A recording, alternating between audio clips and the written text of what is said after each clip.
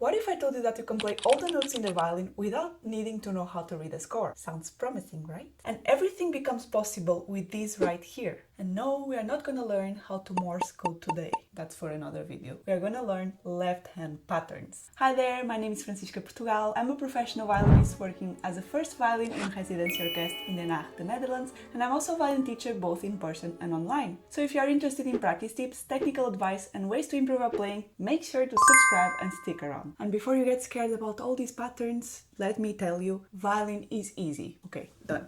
I'm joking, but at least in theory it is. Because everything on the violin comes down to two things, semitones and tones. And for those who don't know what that is, let me take you to Theory 101. As you probably know, within a score, notes are organized by intervals. Even within a melody or within an harmony, all the relation between notes are intervals. And we have a lot of intervals. Of course, there are some that we use more than others. And when we talk about semitones or tones, semitones are the smallest interval you can have between two notes. And in violin it's a bit hard to recognize this because, well, we don't have any reference here. So the best example we can always have is a piano. And when we look at the piano, we can see that we have white keys and dark keys. And when we want to play a chromatic scale, which is basically a scale that goes from semitone to semitone, we would play all the keys in the piano. So as you can see, a semitone has no space between two notes. And a tone is when we have two semitones combined, which means that from a tone to another tone, we would have a semitone in the middle. And this is again very simple to see in a piano because we can have this visual idea of how it looks. And we see that to go from one note to another, we would need to skip, in this case, a black key. So in the violin, although we don't have keys, we can represent this by having two distances. We represent a semitone when the fingers are together, and we represent a tone when the fingers are apart. And that's it. That's all you need to know. You can already play violin. I'm joking again, but it's partially true. With these two options, we can play every note on a position by using the patterns that I showed you at the beginning of this video. And we are going to dig into those patterns now. But if you feel like, you can download the free worksheet I've made specifically for you to understand better the patterns and all those combinations. So let's get into it. I use the first number you see to represent the amount of fingers we are using, and I use the letter to represent which pattern we are talking about. So we are going to start with the most simple pattern, which we already briefly talked about, which is the two-finger pattern. So for the two-finger pattern, we basically have 2A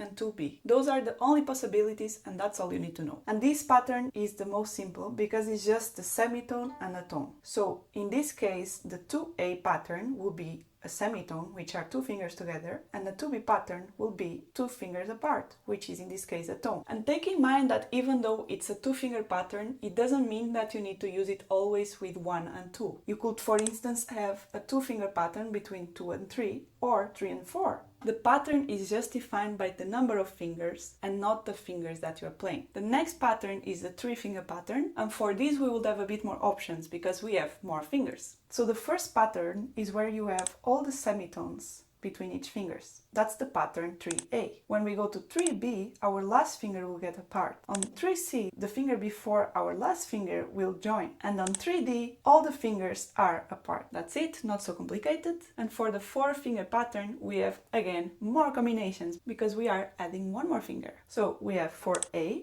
where all the fingers are together and there is only semitone. 4B, where our fourth finger will be apart. 4C, our third join the fourth finger. And 4D, our fourth finger goes apart from the third. For E, our first and second finger will be apart and all the other fingers will be together. For F, our fourth finger will be apart, and this combination is used in a lot of tonalities. For G, where our third finger joins the fourth, and finally for H, where our fourth finger gets apart from the third. So if you have these combinations, you can play literally everything. Can you imagine you don't even need to read a score in order to play music? And if you don't believe me, check this out. If you look at this example I just made for you, you'll see that you don't need to read a score in order to play music, as long as you know which patterns you are playing. For example, you have the fingers you need to use, you have the rhythm, I will tell you the beginning note and the pattern, and you will be able to play this melody. If you look at this example and I tell you we are going to start on the B, on the first position, and I tell you that we're going to use the 4D pattern, are you able to play the song without knowing what the score is? Try to pause the video and try to do it at home. If you already tried it, you will see that it sounds like this.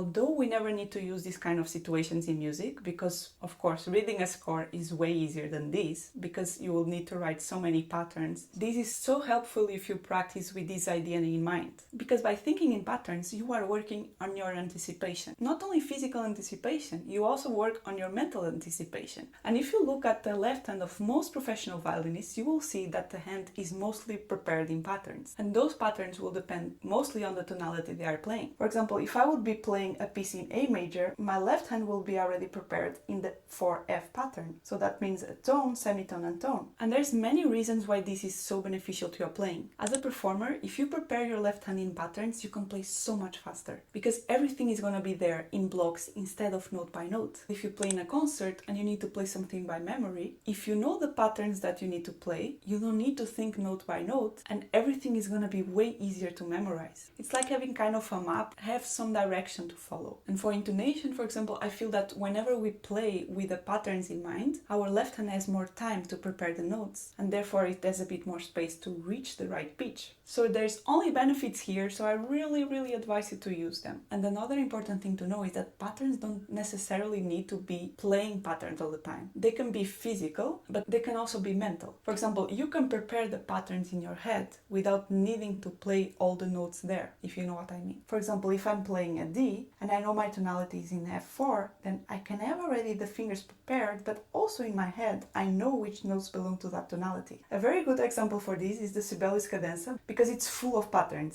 We start with 4G, and then we move our first finger to F4C, and then 4C again, and then 4D.